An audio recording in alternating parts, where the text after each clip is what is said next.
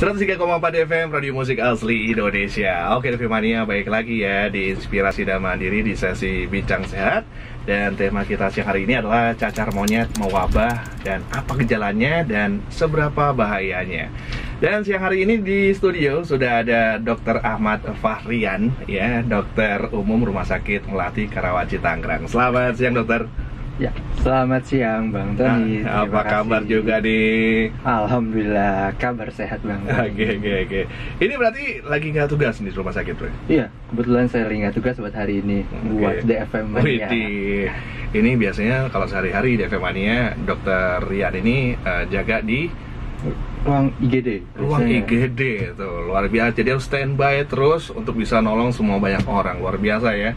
Nah, untuk tema kita siang hari ini, Dokter Rian, ini banyak yang bertanya nih sebenarnya.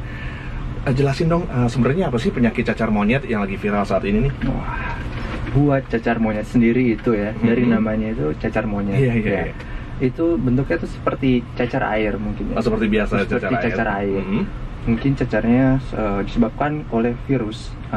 Virus yang dikeluarkan oleh monyet. Itu penyebab dari cacar monyet. Untuk virusnya sendiri namanya itu ortopoxvirus. Nah, virusnya ini itu mirip-mirip sama cacar yang udah lama hilang di dunia. Kalau Bang Tony tahu ada smallpox. Tahu? Smallpox ya. Ya, itu Afrika, cacar yang zaman dulu udah tereradikasi oleh WHO. Gitu. Nah, sekarang saat ini muncul lagi gitu, berarti. Varian apa berbeda varian? Dia berbeda, cuman satu genus dari itunya. Berbeda. Gitu. Nah, apa sih yang membedakan dengan cacar yang biasa nih, Dok, dengan cacar monyet ini pada umumnya? Untuk membedakan antara cacar monyet sama cacar air biasa, sebenarnya mungkin di orang awam melihatnya akan sama-sama aja ya. Oh gitu ya? Melihatnya kayak lenting-lenting gitu ya, lenting-lenting warna merah-merah. Nah, butuh tenaga kesehatan yang bisa ngebedain. Tapi buat ngebedainnya itu adalah kalau misalkan cacar biasa, cacar air, itu dia tuh bentuknya macam-macam. Nah, coba kalau misalkan cacar monyet, itu misalkan sekali bentuknya keluar itu semua barengan, semua lenting. Nah, habis lenting itu lama-kelamaan dia berubah jadi keras. Nah, baru lepas. Nah, kalau misalkan cacar air tuh awalnya lenting, terus dia ada yang lepas, terus keluar lagi, baru lagi lenting. Nah, gitu. Dia tuh tidak bareng-barengan semua bersama. Bedanya sama cacar monyet itu.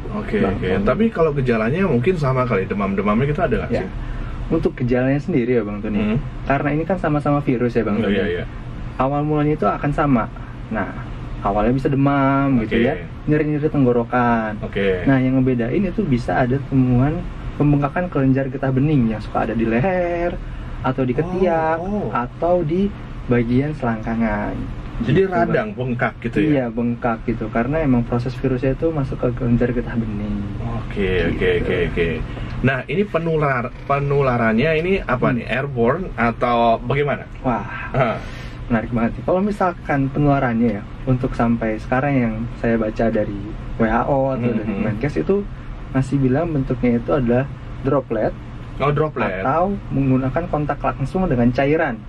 Bisa dari cairan, kan kalau lenting-lenting itu keluar cairan warna bening-bening atau kuning ya. Nah, itu yang bisa jadi tempat penyebarannya. Atau dari droplet. Bedanya droplet sama airborne itu mungkin bedanya mikron gitu ya, kecil banget. Jadi ya, kalaupun misalkan airborne itu kalau cacar air kita nafas biasa aja udah bisa kena gitu kalau cacar. Nah, cuman kalau ini butuh waktu yang lebih lama karena itu droplet. Gitu, mirip-mirip sama kayak TB. TB ya, apa namanya? Tuberkulosis. Jadi kalau misalnya nih ada orang kena cacar monyet, terus pecah, bentolan pecah nih kan. Terus cairannya kena orang lain, kena orang lain gitu, nyiprat gitu, bisa itu bisa menularkan. Nah, cuman kalau misalkan karena ini virus, tergantung dari sistem imun tubuh dari si yang terkena cipratan itu. Gitu. Kalau misalkan dia sistem imunnya bagus ya nggak kena gitu. Baik.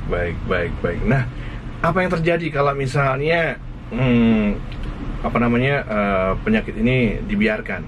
Nah, kalau penyakit ini dibiarkan, yang paling mengkhawatirkan itu infeksi sekundernya. Kayak apa tuh, Dok? Jadi infeksi sekunder itu karena misalkan dia kan di kulit itu adalah tempat perlindungan tubuh kita terhadap dunia luar dari bakteri dan virus yang lain. Nah, kalau misalkan kulitnya itu karena lenting kan terbuka, gitu ya. Ada luka yang terbuka. Nah, kita rawan untuk terkena infeksi-infeksi dari yang lain. Nah, itu yang berbahaya sebenarnya.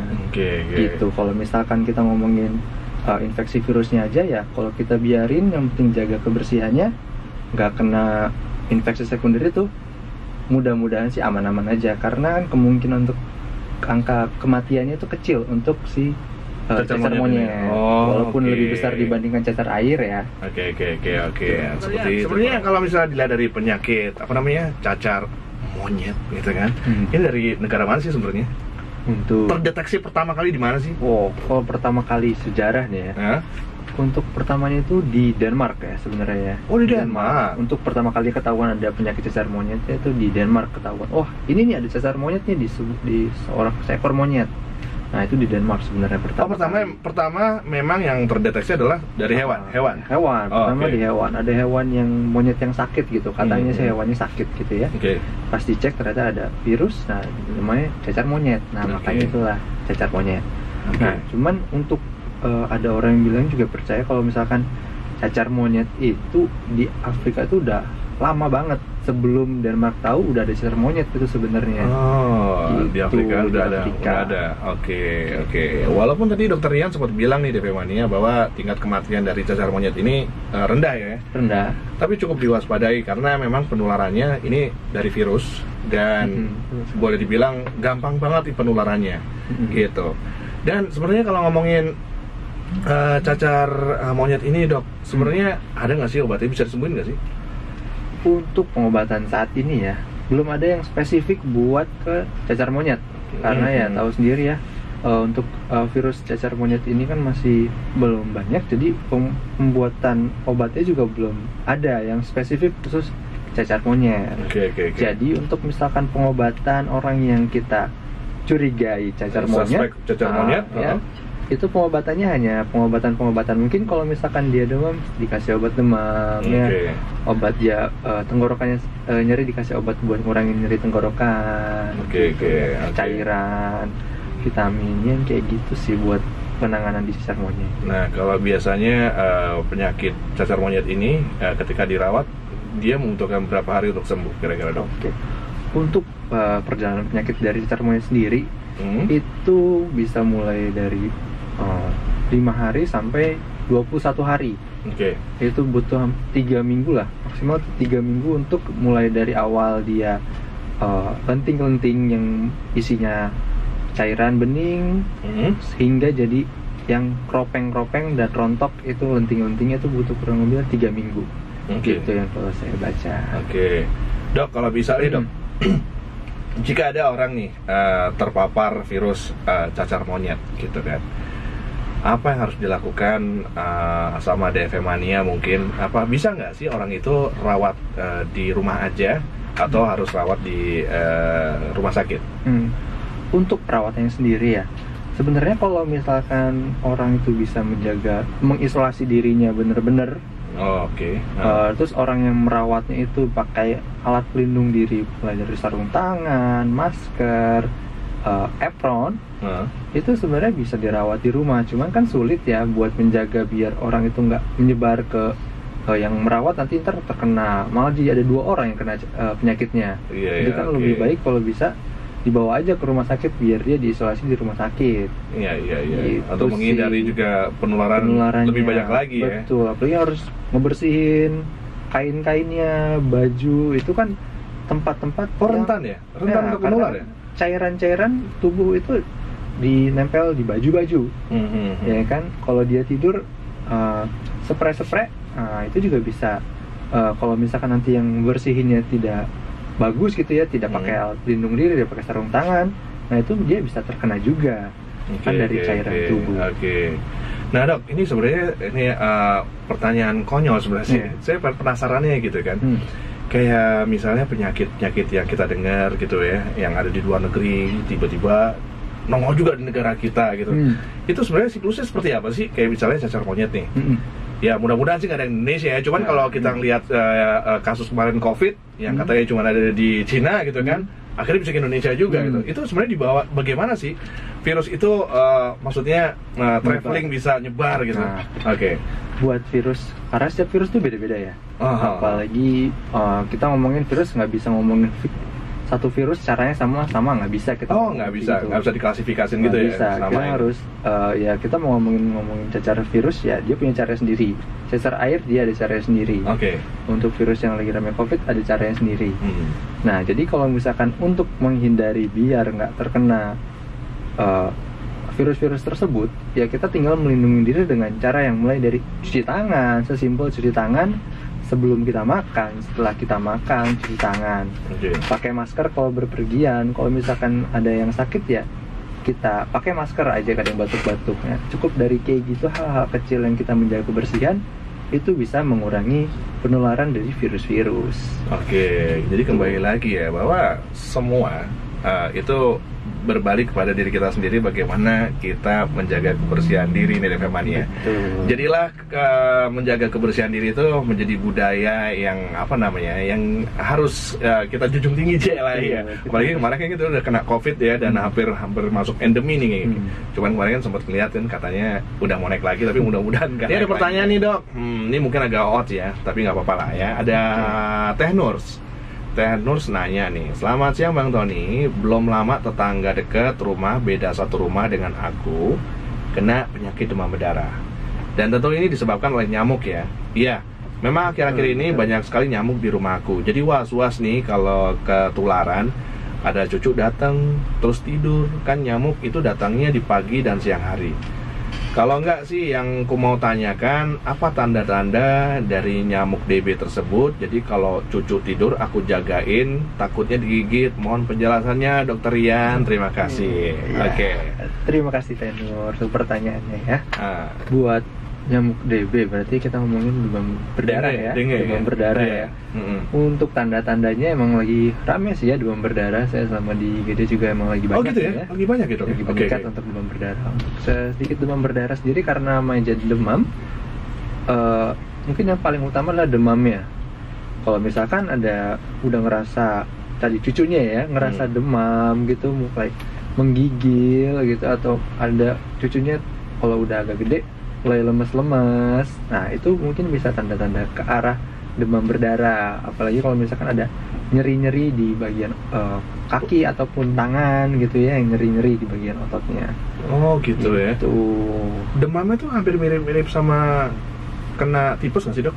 Ya karena ya yang mungkin ada yang sedikit ngebedain antara demam tipes sama demam DB, karena demam tipes tuh biasanya mungkin di sore hari gitu ya. Pas mau sore ya, maghrib itu demam. Iya. Jadi turun lagi. Sebenarnya susah ya dibedain karena biasanya kalau orang tua tuh kalau anak demam diminumin obat demam. Jadi ya kita nggak bisa pastiin ini sistem demamnya tuh modelnya seperti apa. Iya. Jadi ya kalau misalkan emang udah mulai demam 3 hari atau 5 hari nggak sembuh-sembuh, udah dikasih obat itu, coba ke klinik juga tidak ada perbaikan, kan pertama ke klinik dulu ya.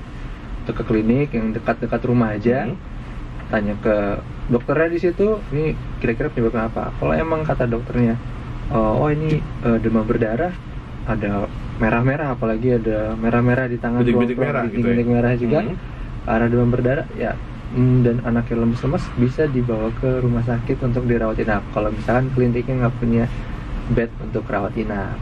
Oke, nah itu dia tuh, kalau misalnya 3 hari dikasih obat udah nggak turun-turun demamnya, sebaiknya langsung ke rumah sakit terdekat untuk dicek ya. Labnya juga kan darahnya itu harus dicek juga ya dok? Iya betul, dicek darahnya. Terus kalau misalnya nyamuk nih, Nurs, kalau nyamuk demam berdarah itu kan biasanya disebarkan oleh satu varian nyamuk, Aedes aegypti ya. Ciri-cirinya gampang sih, seperti yang kita tahu adalah ada belang-belang di belakang. Ada belang-belang di belakangnya itu putih hitam gitu, Teh Nurs. Tapi sebaiknya sih cara yang tepat untuk menghindari demam berdarah adalah